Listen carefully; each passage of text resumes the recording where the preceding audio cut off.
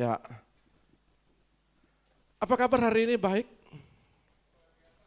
Amin. Oke ya.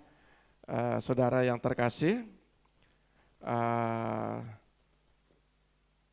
permintaan juga yang di luar kota hari ini ya untuk bisa bergabung. Ya, kita mesti pakai Zoom ya. Selamat datang, baru yang pertama kali datang.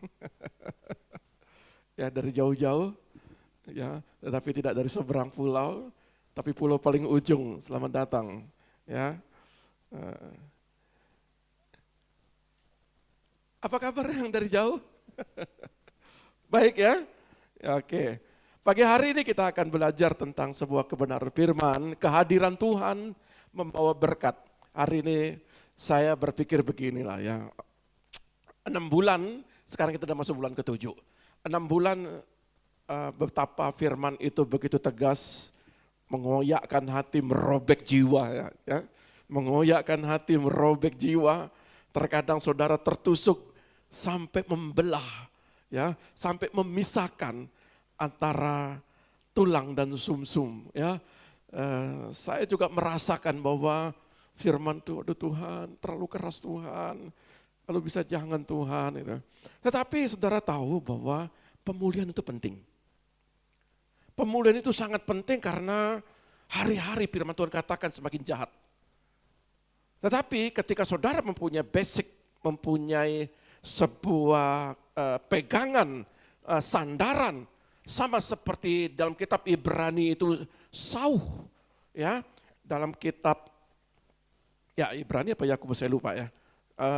Seperti sauh, ya, artinya kapal yang besar, hanya jangkar yang kecil, ya, bobotnya tidak sama dengan bobot daripada kapal yang sekian ton, tapi bisanya kapal itu tidak bisa hanyut, tidak hanyut. Kenapa? Karena jangkar. Saudara lihat, firman ini menjadi jangkar bagi kita. Firman ini menjadi sauh bagi kita, kekuatan kita. Akhir zaman ini akan banyak berguguran dan saya banyak mendengar, saya selalu melihat perkembangan daripada dunia politik dan dunia ekonomi. Ya, ada satu perusahaan terbesar di Indonesia itu bangkrut dan tutup. Ya, dan saudara lihat yang dulunya betapa jayanya, ya, betapa jayanya perusahaan ini dan bisa kolab juga. Saya mau sampaikan begini, tanpa Tuhan kita tidak ada apa-apanya. Sehebat apapun pribadi kita, sehebat apapun intelektual kita, kemampuan kita, finansial kita, kalau saudara tidak mengandalkan Tuhan, saudara akan hanyut seperti gelombang arus bawah yang tidak kelihatan. Kalau gelombang di atas, saudara bisa terombang. Saya berapa tahun, 7 tahun saya pelayanan, 7 tahun saya mencari istilahnya saya bergereja di Bali. Ya masih ada yang jauh, saya lebih jauh lagi, saya mesti nyebrang pulau. Ya, selama 7 tahun saya ada di suatu pulau dan saya mesti ke sini, itu sekitar perjalanan kurang lebih 7 jam kalau normal. Ya, karena kita mesti nyandar di kapal itu, nunggu antrean bisa sampai 1-2 jam. Pernah kami sampai 12 jam terombang-ambing. Ya, saudara lihat istilahnya saya merindukan firman. Saya dikuatkan dengan firman. Pada waktu saya masih muda, saya selalu mendengar firman itu dari beberapa hamba-hamba Tuhan. Makanya saya dikenal sopirnya hamba Tuhan. Ya, saya sopirnya hamba Tuhan dan setiap hamba Tuhan, saya driver, mereka ngomong firman, lalu saya ngomong berbicara tentang firman, terkadang sampai jam 1 pagi, sampai jam 3 pagi. Saya mendengarkan firman dan firman itu rema. Apa yang saya dapatkan firman, karena firman Tuhan berkata, ya, iman timbul dari pendengaran akan firman Tuhan. Dan puji Tuhan, kami tidak goyah dengan keadaan apapun. Ya, saudara lihat akan belajar di sini, kenapa penting kehadiran Tuhan. Kenapa penting firman Tuhan? Kenapa penting sekali atmosfer daripada kuasa Roh Kudus? Kenapa penting Roh Kudus? Maka kita akan belajar tentang dua pribadi. Saudara akan belajar di sini tentang sebuah pembelajaran bagi kita, mengapa tabut Allah berada di rumah Abinadab selama 20 tahun. 20 tahun. Dia dan keluarga tidak menikmati kebaikan dan berkat-berkat Tuhan. Hari ini saya berbicara tentang berkat. Sekali lagi, saya tidak mau berbicara teori kemakmuran. Tapi saya ingin belajar. Ada banyak orang kehilangan berkat, bahkan ada banyak orang sudah ada di atas berkat, menikmati kebaikan-kebaikan Tuhan, dia mesti jatuh lagi. Bahkan mulai dari nol lagi. Naik, turun lagi, mulai dari nol lagi. Banyak itu terjadi. Tapi saya mau belajar, memberikan pemahaman buat saudara tentang Abinadab dan Obed-Edom. Saya pernah berbicara tentang Obed-Edom, tetapi ketika ibunya, Pak, coba kamu bagikan antara dua tabut Allah ini. Di satu di rumah Obed-Edom dan satu di rumah Abinadab. Lalu saya mencari, ternyata benar. Kenapa tabut Allah di rumah Obed-Edom selama 20 tahun, tetapi dia tidak menikmati berkat-berkat Tuhan, tetapi sedangkan tabut Allah berada di rumah Obed-Edom hanya 3 bulan, dia dan keluarganya menikmati kebaikan dan berkat-berkat Tuhan. Saudara harus belajar dari sini. Ya. Dan kenapa saudara itu mengalami banyak kesulitan? Saudara tahu cerita ini ketika tabut Allah di kuil Dagon. Saudara tahu ya. Di situ ada patung-patung. Pada waktu di dalam kuil tabut ditaruh di kuil Dagon, itu dengan sendirinya patung-patung dewa ya daripada sembahan orang-orang Filistin itu langsung bisa roboh dan patah. Lehernya patah. Saudara tahu, seharusnya tabut Allah ini berbicara kehadiran Tuhan. Tabut Allah ini berbicara firman Tuhan. Yang saudara baca, yang saudara yakini, yang saudara percaya. Seharusnya tidak ada kuasa yang mengambil damai sejahteramu. Tidak ada kuasa yang mengambil apa yang Tuhan sudah percayakan kepada pribadimu, keluargamu. Tidak ada. Kalau saudara menyimak dengan baik. Bahkan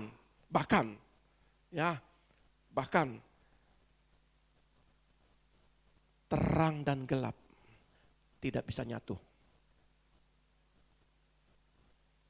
Tabut Allah dan patung sembahan di kuil Dagon itu tidak bisa bersatu. Saya mau sampaikan kepada jemaat Tuhan, jangan coba-coba.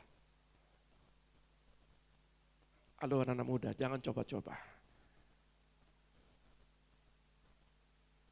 Kalau memang itu gelap, balik badan. Paham ya? Oh nanti saya menang ya, jangan.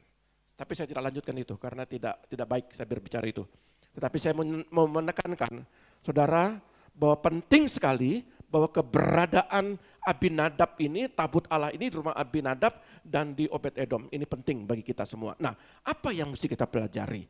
Saya mulai dari Abinadab dulu. Ya. Tabut di rumah Abinadab dalam 1 Samuel 7 ayat 1. 1 Samuel pasal 7 ayat 1.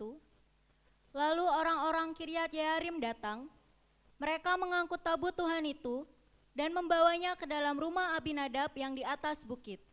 Dan Eleazar anaknya, mereka kuduskan untuk menjaga tabut Tuhan itu. Kalau saudara baca di pasal ke-6, di situ tabut Allah ada di Filistin di dalam 5 kota. 5 raja, 5 kota. Ya. Dan di situ tabut Allah ada 7 bulan. 7 bulan ya. Jadi tabut Allah ini ketika berada di orang-orang yang tidak tepat. Ya. Pada saat tabut Allah itu diambil sama orang-orang Filistin dan ditaruh di dalam kota itu, maka tulah itu terjadi. Ada 2 tulah, yaitu 1 tentang borok, 1 tentang tikus.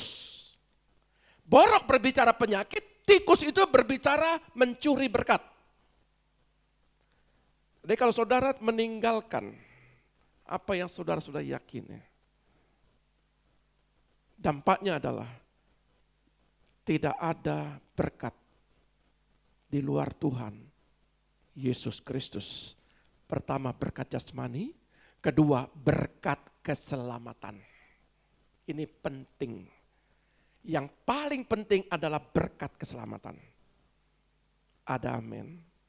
Berkat dunia itu remah-remah, bonus. Tapi berkat sesungguh saudara adalah percaya Yesus, sorga terbuka pintu. Ada haleluya. Puji Tuhan. Lalu, saudara lihat, mari kita lihat kata Abinadab, bahasa aslinya Abinadab. Abinadab itu ayahku mulia atau ayahku bersedia. Ya. Kata dari Abi dan Nadab, Nadabnya dalam bahasa asli memberikan persembahan sukarela. Menawarkan dirinya dengan sukarela. Jadi kata Abinadab ini betapa kehidupannya untuk memuliakan Tuhan. Untuk memberikan persembahan yang terbaik kepada Tuhan. Namanya hebat.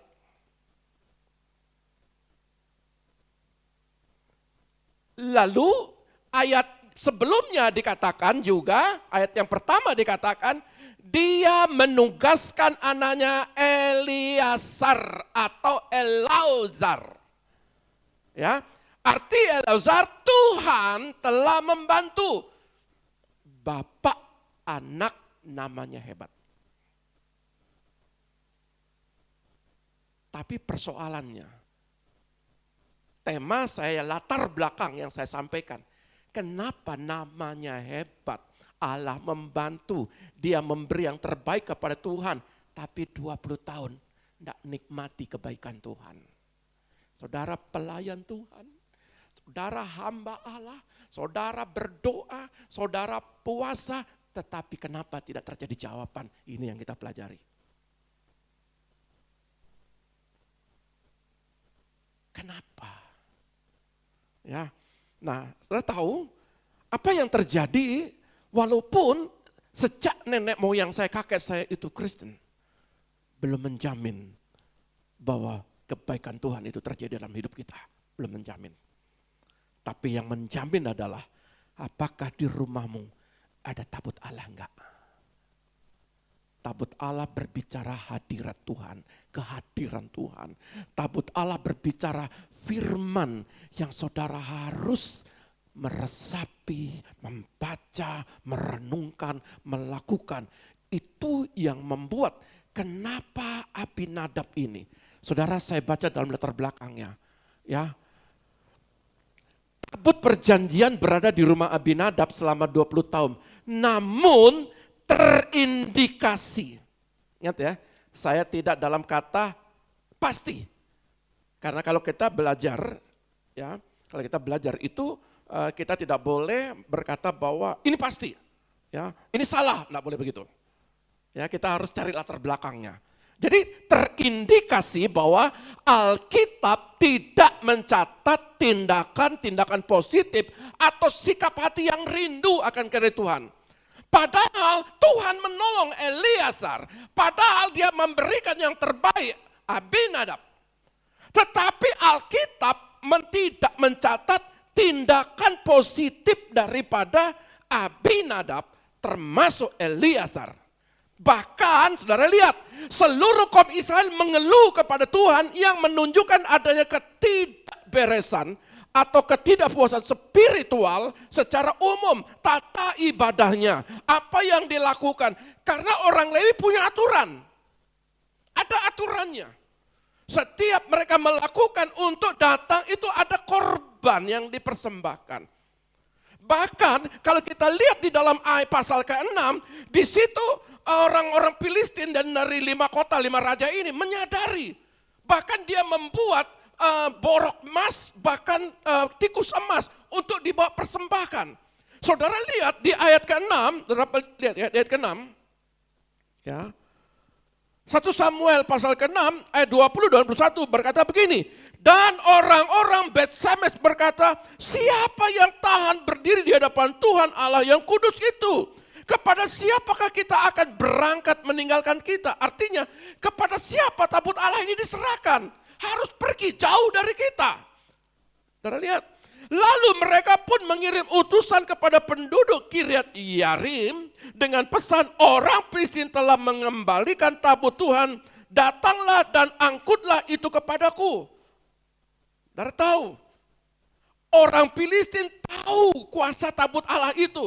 Orang Filistin itu tahu, ya, betapa masalah demi masalah terjadi. Ya, penyakit demi penyakit, banyak yang kematian. Karena apa? Karena mereka meremehkan tabut Allah. Orang Filistin tahu. Tapi kadangkala kita tahu firman, kita meremehkan firman. Saudara, saya berharap pelajaran ini, jangan pernah kau meremehkan firman. Jangan pernah kau meremehkan kuasa Roh Kudus. Jangan pernah kau meremehkan Yesus. Bahkan engkau membelakangi, bahkan engkau meninggalkan Yesus. Meninggalkan firman. Orang Filistin tahu itu. Makanya dia berkata, aku tidak mampu. Karena apa? Karena kami, orang yang tidak mendapatkan janji Tuhan. Kami coba-coba mengambil tabut Allah itu. Ternyata itu berdampak balik. Mereka meremehkan tabut Allah. Dampaknya besar kepada mereka. Penyakit dan berkat-berkat mereka dicuri oleh tikus-tikus itu. Saya mau katakan bahwa ini, hormati firman dan hormati perjamuan kudus. Dia menebus kita di kayu salib. Ditendang, dipukul, diludah, dipaku, bahkan ditombak untuk kita semua, untuk saudara dan saya. Usahakan.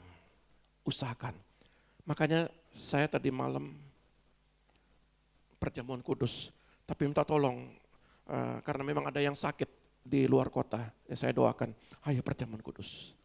Saya ingat sebelum anak saya meninggal, setiap hari perjamuan kudus. Pada waktu saya tidak perjamuan kudus, dia katakan, Pak, ini sudah malam Pak, ayo perjamuan kudus. Oh ya nak, lupa Papa capek nak, baru pulang. Langsung saya perjamuan kudus. Dia berangkat, saya tata betul, saya tuntun.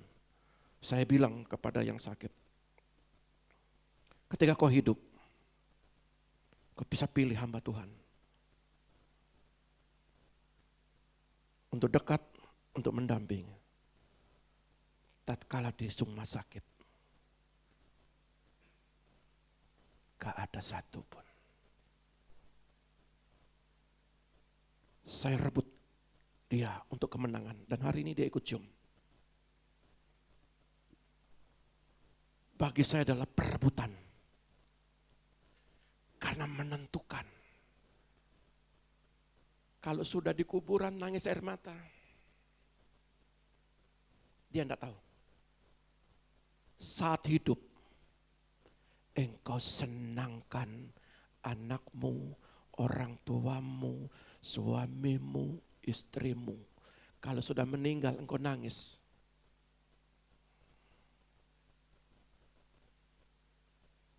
Selagi kita bisa minum bersama, makan bersama, lakukan itu. Dan hari ini saya sudah tidak bisa komunikasi lagi sama anak saya. Tapi saya bahagia saya bisa berkomunikasi selama dia hidup. Maka itu saya mau katakan begini. Usah mati karena kesalahan. Seharusnya imam, dia tahu mana yang baik, mana yang benar. Seharusnya Usa itu sudah dikasih tahu. Usa ini kan orang Lewi. Obed-Edom itu kalau tidak salah ada 2 atau 3 gitu. Satu anak Isai, ya saudara Daud. Tapi satu ini orang Lewi, imam. Seharusnya Abinadab kasih tahu dong anaknya. Ini salah nak. Tapi apa yang terjadi? Kan seharusnya dia bilang, Daud ini karena ketakutan daripada Abinadab. Harusnya ngomong kepada Daud. Makanya kadang-kadang saya juga rasa tidak enak hati kalau menasihati dan menegur saudara. Tapi kalau itu salah, saya harus sampaikan. Abinadab tidak sampaikan, Daud, enggak boleh bawa tabut tabut Allah itu pakai kereta didorong oleh kerbau. Enggak boleh, seharusnya itu enggak boleh. Tapi dia diam. Sama kayak Imam Eli. Imam Eli 2 anaknya itu buat kesalahan, enggak ditegur. 2 anaknya mati. Bahkan Imam Eli jatuh dari kursi dan mati. Sama ini juga sama Usa ini. Pada waktu dia naik kereta itu sempat terplecok oleh apa? Oleh lubang. Lalu tabut itu mau jatuh, Usa pegang. Dan mati di tempat. Apa maknanya sekarang? Saudara kalau meremehkan firman, saudara mati rohani. Bukan mati jasmani. Mati rohani. Jadi jangan pernah coba-coba meremehkan firman itu. Siapapun dia yang membagikan. Saya belajar itu dalam Zoom keluarga saya. Ayo bagi firman. Saya akan dengar. Karena itu firman. Saya bukan berbicara siapa yang membawakan. Tapi saya berbicara siapa yang firman apa yang dibagikan. Saya terima. Karena itu kebutuhan saya. Dan Usa tidak pernah diajar. Lalu Usa mati. Ingat ya. Nah saudara lihat. Lalu orang Israel sendiri tidak ada keinginan membangun hubungan yang baik dengan Allah. Kenapa kemurahan? Saudara lihat 20 tahun ada di Kiryat Yearim. Seharusnya Israel itu diberkati. Seharusnya. Tapi apa yang terjadi? Karena orang-orang Israel itu bukan kesalahan gerejanya, bukan kesalahan firmannya, bukan kesalahan pendetanya, bukan karena kita. Karena kitanya. Maka disampaikan begini, tidak ada keinginan membangun hubungan yang baik dengan Allah. Bahkan ya, mereka tidak meninggalkan Tuhan atau murtad. Ya, mereka tidak meninggalkan Tuhan atau murtad. Mereka tetap percaya dan beribadah kepada Tuhan, namun hatinya dingin. Ada yang dingin? Tahu dingin? Beku. Puji Tuhan, memuji Tuhan, tidak merasakan apa-apa. Dengar firman Tuhan, tidak merasakan apa-apa. Hatinya dingin. Tapi di sini tidak ada. Ada haleluya. Suaranya merdu. Ada haleluya. Ada haleluya.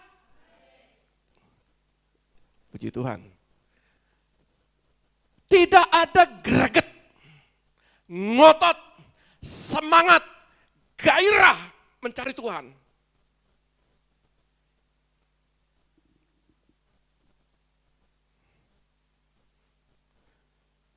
Semangat untuk hidup sehat itu semangat. Saya olahraga, semangat. Karena apa? Saya dari sana sampai ke sini langkahnya cepat. Sehat karena olahraga. Biasanya saking nutupin jemaat saya coba-coba jalan padahal saya kesakitan. Asam urat. Karena enggak olahraga. Tapi setelah olahraga enggak kesentuh obat-obatan. Makan sembarangan, tapi jangan coba-coba sembarangan lagi ya. Mesti diatur. Kolesterol, asam urat, beres aman karena olahraga. Olahraga rohani, sembuh rohani kita, hati kita sembuh. Olahraga jasmani kita sehat. Olahraga rohani, doa, dengarkan firman, maka otot-otot rohanimu sembuh. Apa yang sembuh? Kepahitan sembuh, kecewa sembuh. Apalagi putus asa sembuh, kehilangan pengharapan sembuh, besok enggak kejawab tetap sembuh, 2 tahun enggak kejawab tetap sembuh. Bang begitu 2 tahun enggak kejawab? Enggak ada yang mau ya. Kalau bisa secepat-cepatnya, sesingkat-singkatnya, proklamasi. Dengan ini kami menyatakan sesingkat-singkatnya. Jadi jawaban doa itu sesingkat-singkatnya juga Tuhan. Ya, semua mau begitu. Ya, tetapi waktu Tuhanlah yang paling terbaik. Nah, saudara lihat, di Kiryat Yearim ini mereka tidak semangat atau ngotot mencari Tuhan. Bahkan saudara lihat banyak orang-orang Kristen mengalami problematik yang sama. Ketika penghilangan pengharapan lemes. ya, seperti sakit asma. Ya, tapi di sini tidak ada yang sakit asma. Rohaninya maksudnya, ya, sehat semua, ya, karena Tuhan menolong tepat pada waktunya. Ada amin? Betul ya, Tuhan tolong tepat pada waktunya ya. Puji Tuhan, ya. Nah, saudara lihat, lalu karena kegagalan dan berbagai macam penderitaan menimbulkan banyak orang percaya menjadi suam-suam kuku, tidak panas, tidak dingin.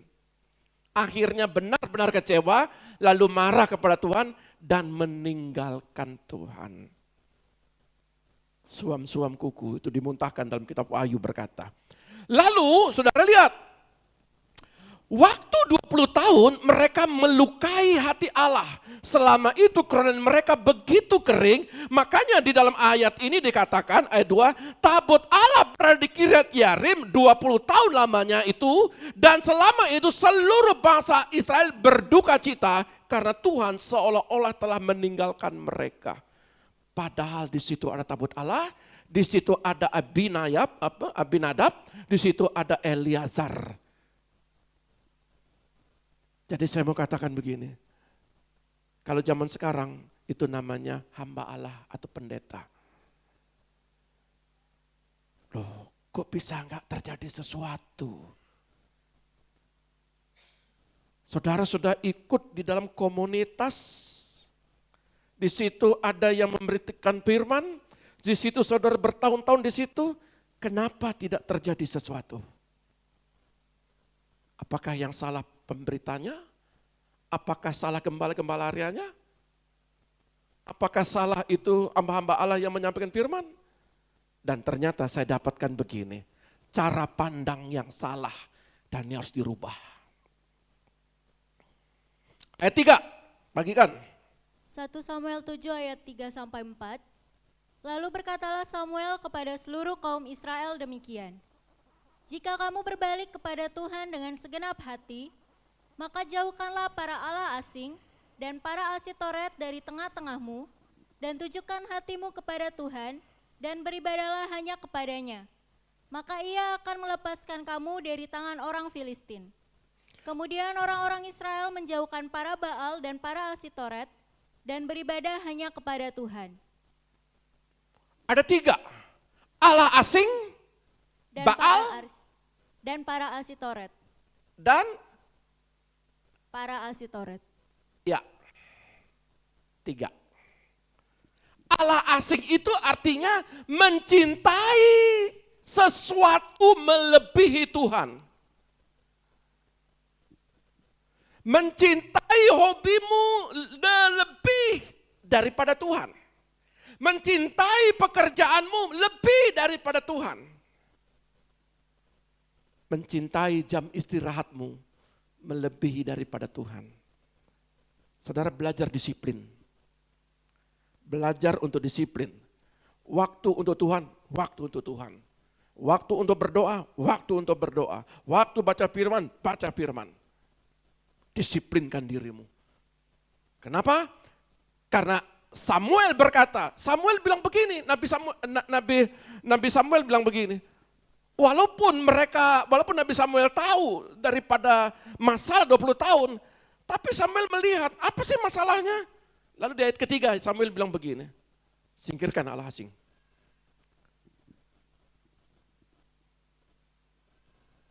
Yang kedua, singkirkan Asitoret. Asitoret itu dewi-dewi palsu dalam agama Kanaan, biasanya berkaitan dengan kultus kesuburan dan kemakmuran. Artinya mengejar hidup makmur tetapi tidak mau mengandalkan Tuhan dan mencari Tuhan. Bagaimana supaya saya makmur? Artinya orang Israel paham benar. Kalau sudah Sabat, no way. Tidak ada waktu untuk bekerja. Waktuku untuk Tuhan. 1 hari. 2 jam. Orang Israel 1 hari. Yehuda 2 jam. Yehuda harusnya saudara duduk, dengar firman. Hormati. Hormati.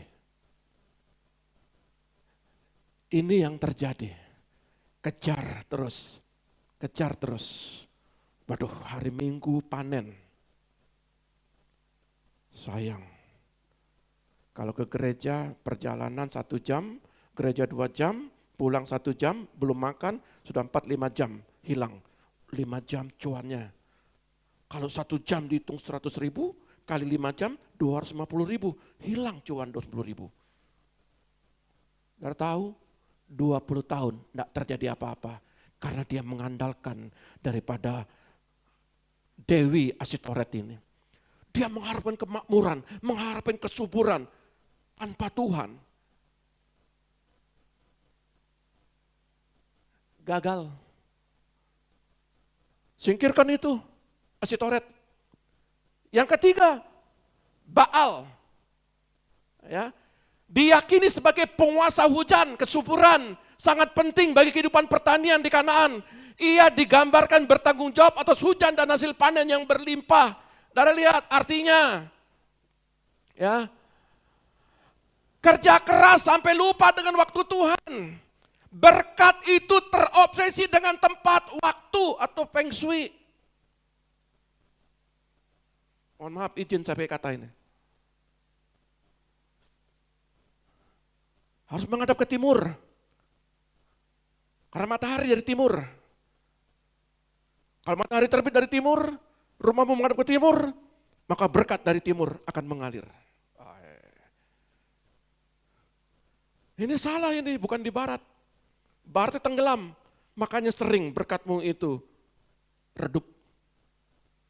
Tuhan tidak pernah lihat masalah tempat di mana engkau pergi, berada rumahmu, usahamu, pekerjaanmu.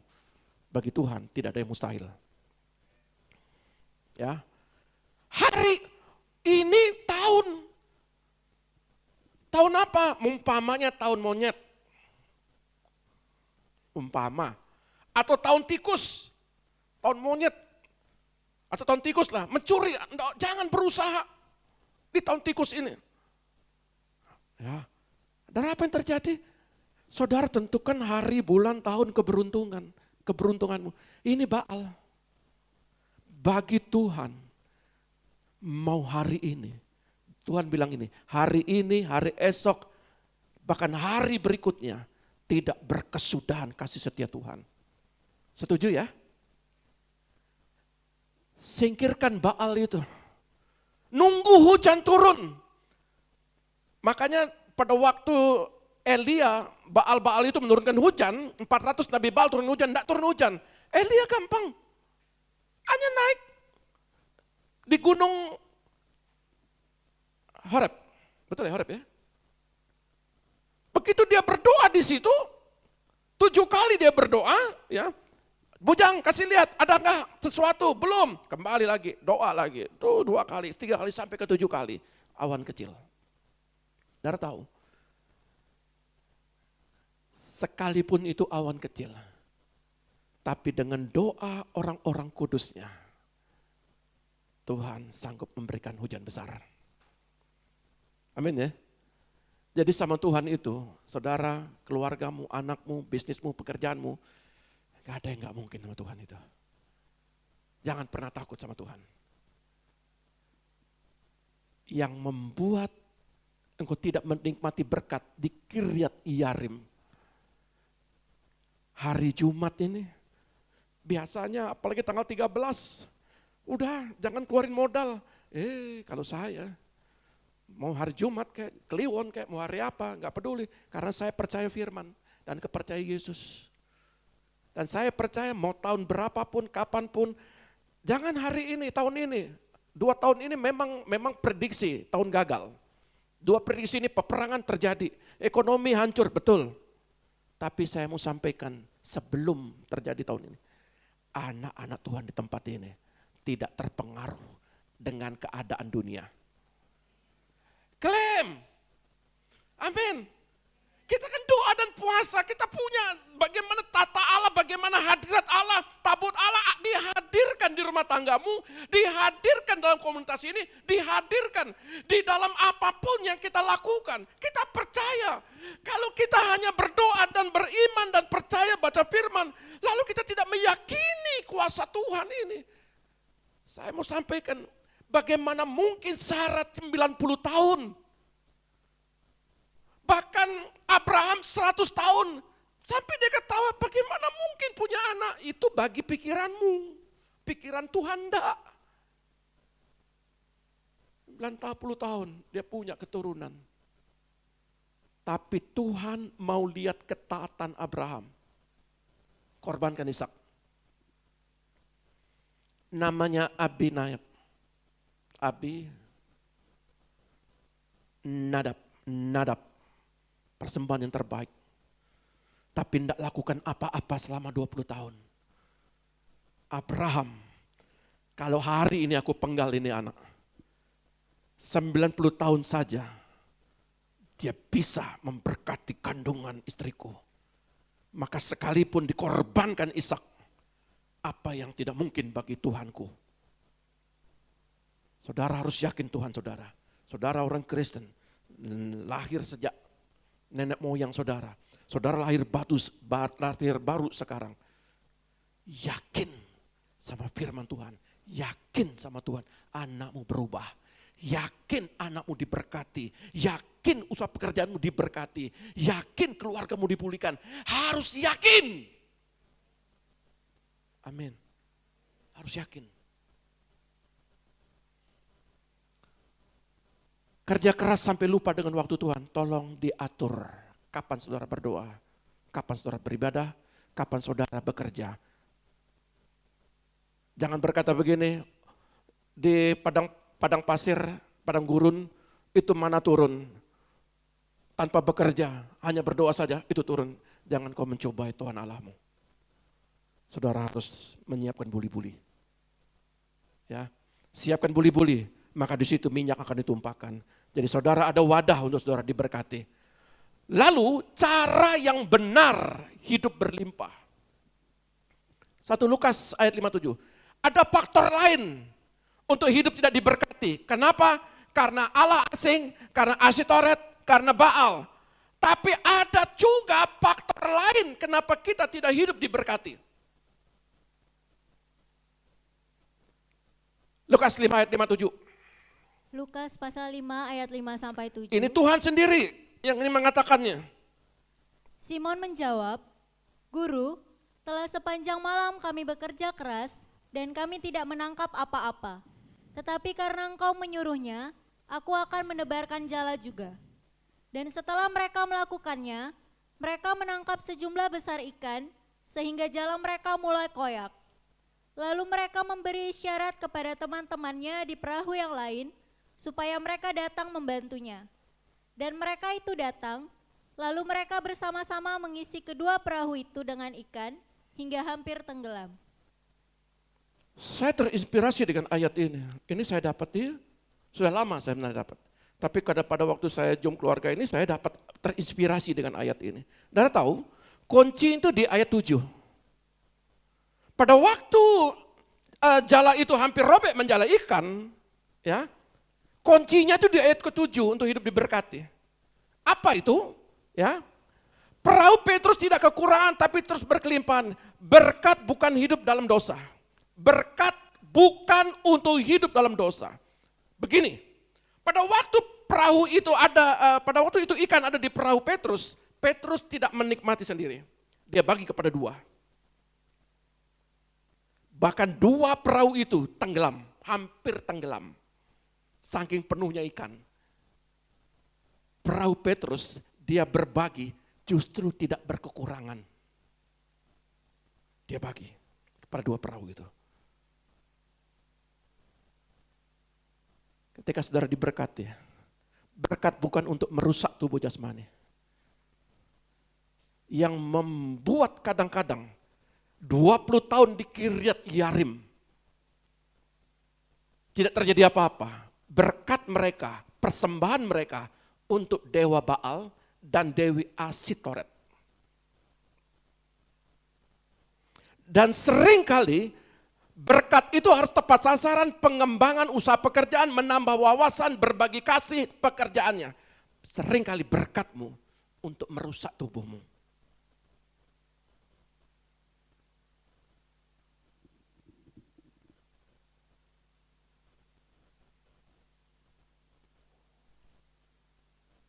Narkoba merusak tubuhmu? Minuman-minuman keras merusak tubuhmu?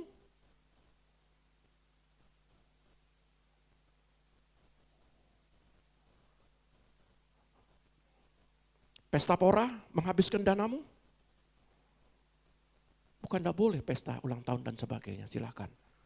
Tapi kalau tiap minggu, tiap malam minggu, saudara habis hambur-hamburkan untuk pesta demi pesta yang tidak ada artinya. Lebih bermanfaat apa yang kau lakukan dengan berkat itu. Di loteng Yerusalem, mereka berbagi memecah-mecahkan roti. Saya berharap jemaat di tempat ini, perhatikan orang-orang yang tidak mampu. Perhatikan orang-orang yang di bawah. Dan sampai hari ini saya tidak berkekurangan. Sekalipun saya tidak bekerja. Saya bilang sama istri saya, bantu, tolong. Saudara kan berbeda. Karena ada satu hukum yang tidak bisa dilanggar oleh Tuhan sendiri. Karena Dia yang berkata, apa yang kau tawur itu kau tuai.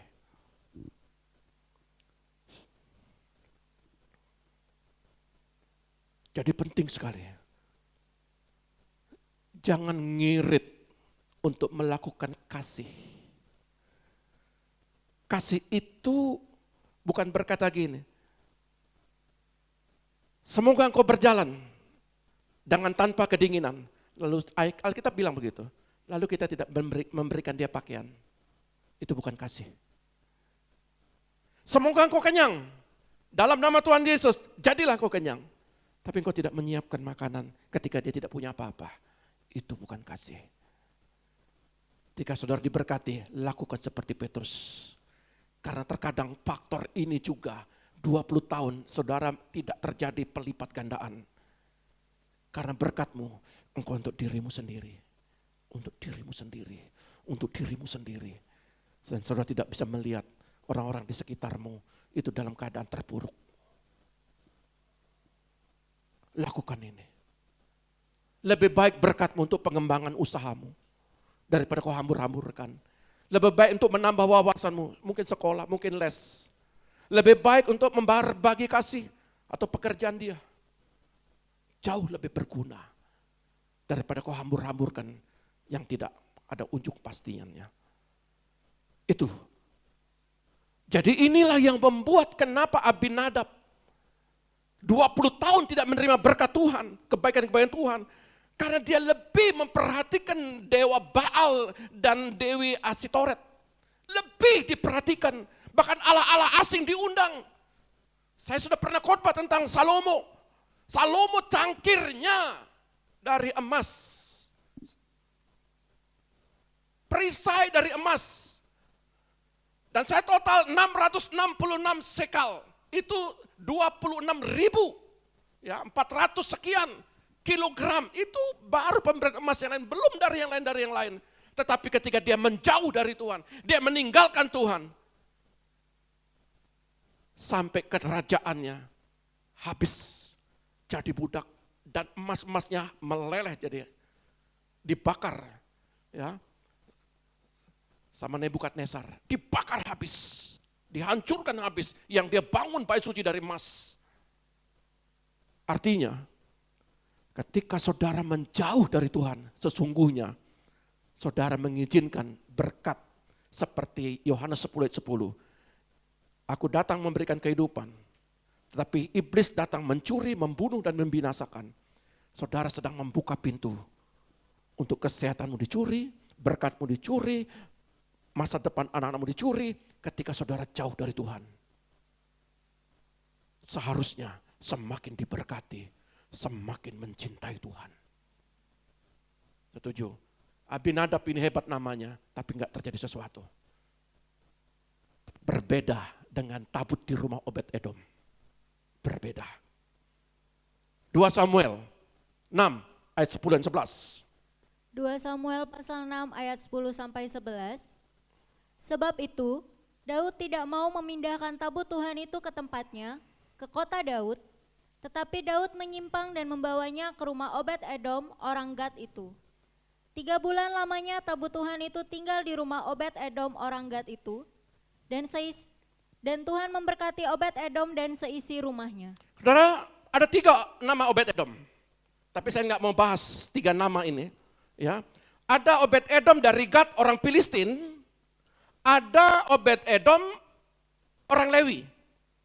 Ya, tetapi saya mau sampaikan Obed-Edom 3 bulan lamanya di rumahnya dia tabut Allah. Diberkati secara luar biasa karena dia menghormati Allah. Lapang hati ketika tabut dipindahkan ke rumahnya. Daud marah. Kenapa Usa mati? Bawa tabut Allah. Kalau demikian, siapa Daud di hadapan Tuhan? Sekalipun dia raja yang terkasih, ketika dia marah sama Tuhan, ya, akhirnya apa tabut Allah ini? Disingkirkan, bawa ke rumah Obed-Edom ini. Dan seringkali ketika kita marah sama Tuhan, kita nggak mau ke gereja, kita nggak mau baca firman, kita nggak mau berdoa, kita nggak mau ada dalam komunitas. Jangan biarkan kemarahanmu mengganggu rohanimu. Marah mungkin boleh ada, tapi jangan sampai marah itu, sudah saya juga marah sama Tuhan, jangan sampai begitu. Ya, saudara kadang-kadang selisih paham sama keluarga. Ya mungkin saudara bisa marah di situ, tapi jangan bawa-bawa Tuhan sehingga saudara-saudara marah sama Tuhan. Ya, dipindahkan ke rumahnya, lapar dan haus akan firman Tuhan, rendah hati dalam tugas yang dipercayakan. Bawa ke rumah Edom, dengan senang hati. Obed-Edom ini seorang pemuji, seorang pemain kecapi, bukan pemuji, pemain kecapi. Ya, seorang pelayan Tuhan. Dan membawa berkat bagi anak cucunya. Kehadiran tabut di rumahnya selama 3 bulan menghasilkan berkat yang berlimpah. Bahkan ayat itu berkata, bukan sekedar Obed-Edom, tetapi seisi keluarganya. Ketika saudara baca firman, ketika saudara menghadirkan mezbah di rumah saudara, ketika saudara menghadirkan istilahnya komunitas yang menyeringkan firman Tuhan, sesungguhnya saudara sedang menghadirkan berkat. Jangan pernah kau tolak itu. Karena sesungguhnya ketika Obed-Edom istilahnya mendapatkan keuntungan yang seharusnya yang harusnya tabut Allah dibawa ke Yerusalem, tapi karena kemarahan Daud, kematian Usa, itu keuntungan Obed-Edom. Sekalipun 3 bulan, ayo 3 bulan, setiap hari, ayo kita datang memuji Tuhan. Setiap hari, enggak apa-apa. Mungkin segala sesuatu ada yang terhilang dari saya, enggak apa-apa. Saudara tahu, pada waktu saya jadi seorang pebisnis, 18 hamba Tuhan datang, Pak, saya tinggal di Bapak, silakan. Pada waktu itu saya tidak punya duit. Saya masih pengusaha kecil. Yang pemasukannya 25.000, 50.000 satu hari. Tapi saya berusaha. Bagaimana? Karena mereka dari jauh. Terus mereka mau melayani ke pelosok-pelosok. Oke, berapa lama Pak? Di sini 1 minggu. Lalu saya belikan beras, pada waktu saya tinggalkan mereka. Karena saya pergi pelayanan. Pergi keluar kota. Seingat saya pinjam duit sama mama saya. Ma, ada tamu ma. Tapi saya enggak punya uang beli beras ma. Saya pinjam ya, nanti saya kembalikan. Pada waktu saya lagi merintis rumah tangga baru. Tipe rumah saya tipe 21. Tapi apa yang terjadi? Saya ingin hidup diberkati. Saya ingin melepaskan berkat bagi mereka yang saya tidak kenal. Saya tidak kenal. Tapi karena itu statusnya hamba Tuhan. Mari Bapak Ibu. Lalu apa yang terjadi? Saudara tahu? Obed-Edom ini dia melayani dengan sungguh hati. 3 bulan itu setiap hari. Dia memuji Tuhan. Mungkin ada banyak orang saudara-saudaranya. Ayat tidak berkata memang. Tetapi biasanya kalau orang Yahudi itu kumpul-kumpul. Pasti ada makan juga. Dan Obed-Edom tidak pernah berkekurangan selama 3 bulan. Ini hebatnya. Sama seperti janda Sarpat, tidak berkekurangan 3 tahun 6 bulan. Tidak berkekurangan. Nah, pelajaran apa yang kita mau terima? Pengalaman ini menunjukkan pentingnya kehadiran Tuhan dalam hidup kita, rumah tangga kita. Ketika Obed-Edom membuka pintu rumahnya untuk tabut Allah, hadirat Allah, firman-Nya diberitakan, diseringkan di rumahnya. Dia juga membuka hatinya yang paling terpenting supaya ada hadirat Allah. Maka apa yang terjadi, saudaraku? Jawaban Tuhan pasti datang seperti halnya Obed-Edom. Ketika ia berserah diri di hadirat Allah dan berusaha untuk hidup dalam kepatuhan terhadap perintahnya, kita mengalami berkat dan perkenanannya. Apapun masalah berat terjadi dalam kehidupanmu, hadirkan Tuhan. Di situ ada jawaban. Pasti ada jawaban. Selama firman tabut Allah dihadirkan di situ, ada pemulihan di situ, ada pertobatan di situ, ada pengenalan akan Tuhan di situ, maka rumahmu akan diberkati, pribadimu akan diberkati, keluargamu akan diberkati. Apa ayatnya? Kita klaim ini. Jadi ayat ini bukan hanya ujuk-ujuk untuk dibaca hilang, enggak. Kita klaim, terjadi. Saya selalu kalau firman itu saya klaim. Obed-Edom bisa, maka saya juga bisa. Teks Alkitabiah mengungkapkan kepada kita bahwa Obed-Edom tidak hanya melindungi tabut, tetapi juga mengabdikan dirinya untuk merawat yang dengan rasa takut dan hormat. Saudara terlibat dalam pelayanan. Pelayanan itu suatu kehormatan, bukan beban. Obed-Edom tidak merasa, karena setiap hari dia melayani. Setiap hari dia melayani. Saudara lihat, berkatnya akan berbeda dengan Abinadab. Abinadab dia imam, tapi tidak seperti Obed-Edom. Hatinya terbuka untuk melayani Tuhan. Dia menyadari kesucian kesucian Tuhan dan berusaha untuk memenuhi tanggung jawabnya sebagai penjaga tabut Allah. Sikap dedikasi dan penundukan diri depan Tuhan membawa hasil hidup diberkati. Ada penundukan diri.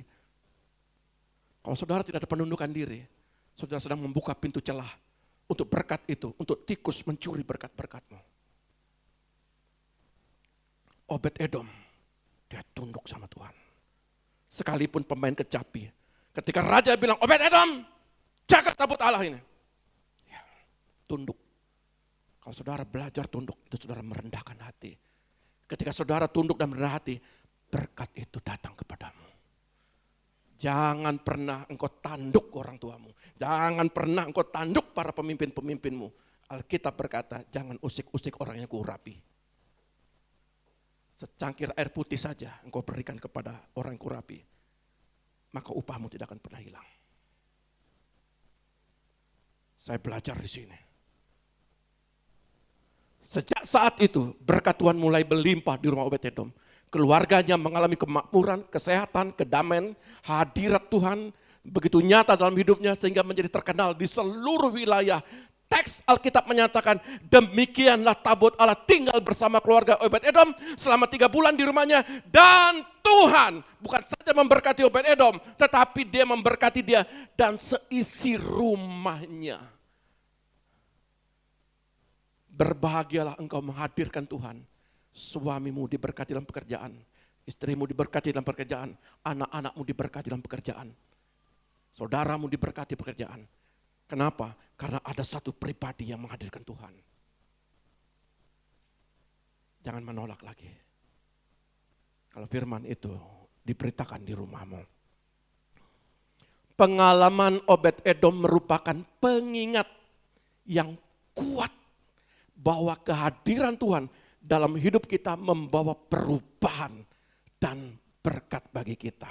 Oleh sebab itu, ketika kita berusaha untuk setia dan berdedikasi pada kehadirannya, memberikan ruang di hati dan di rumah kita untuknya, dia memanifestasikan dirinya dengan cara yang kuat juga untuk memberkati kehidupan kita. Kalau kita begitu kuat merindukan Tuhan, kapan Tuhan, kapan waktunya Tuhan, waktu untuk pemberitaan firman di rumahku Tuhan, memberikan firman di hidupku Tuhan. Ketika saudara rindu untuk mendengar firman, saudara rindu untuk hari Minggu ini, saudara rindu untuk hari Kamis, saudara rindu untuk Zoom pagi, saudara rindu mungkin ada kegiatan-kegiatan lain yang di luar untuk memberitakan firman, saudara rindu ketemu teman-teman saudara untuk memberitakan firman Tuhan, dimanapun saudara bisa melayani.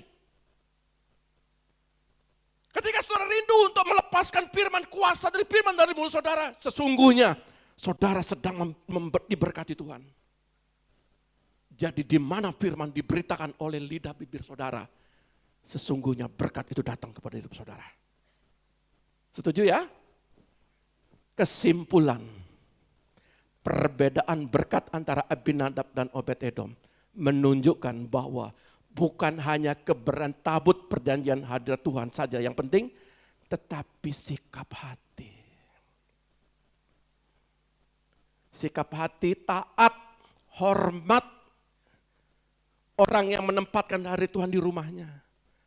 Saya berharap jemaat-jemaat tempat ini, kalau kita saling menghargai, saling menghormati, berkat itu datang kepada diri saudara. Saya percaya 6 bulan sudah lewat. Dan sekarang waktunya 7 bulan sampai bulan ke-12 ada penuaian terjadi. Satu syaratnya, usir Allah asing, usir dewa Baal, usir Dewi Absitoret. Artinya, pentingkan Tuhan di dalam hidupmu setiap hari. Utamakan Tuhan hidupmu dalam setiap hari dan jaga hatimu. Obed-Edom dia menjaga hati.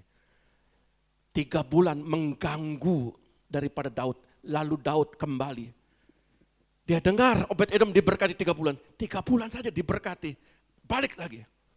Lalu apa yang Daud lakukan? Kalau Obed-Edom lakukan yang hebat kepada tabut Allah, maka Daud setiap 6 langkah, 1, 2, 3, 4, 5, 6. Dia bukan melangkah, tapi dia menari-nari. 6 langkah, 1 lembu dikorbankan. Bukan domba, bukan kambing, tetapi lembu gemuk tambun.